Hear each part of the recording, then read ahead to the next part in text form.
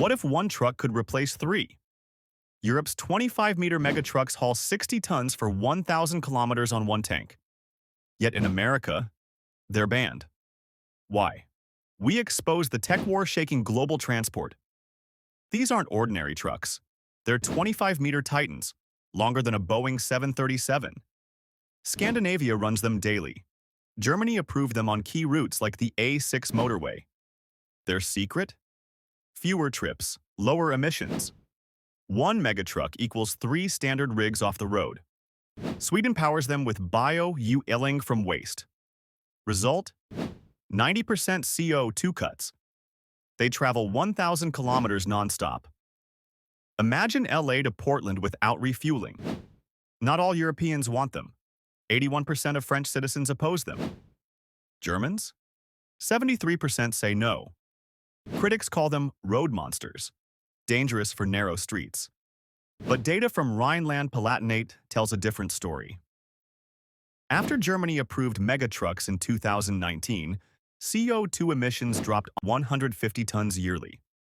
Trip numbers fell by 12,000. 0 major accidents recorded. Still, cross-border bans split Europe. Megatrucks stop at borders like Cold War checkpoints.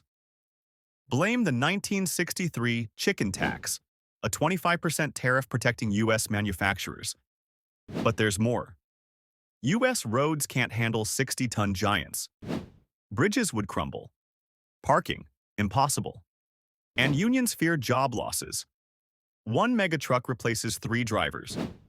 Australia faces similar issues. Their ego trucks cause pedestrian deaths to spike. Kids are 8 times more likely to die when hit. America won't risk it, even as freight demand soars.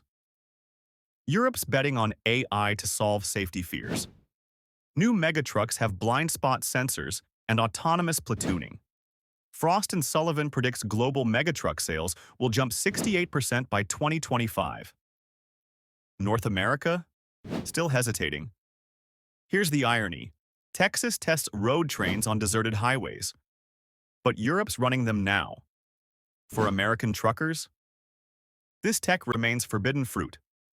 So, while Europe debates border, America hits the brakes. Tap like if you drive a 25-meter Titan. Subscribe to Speed Scout.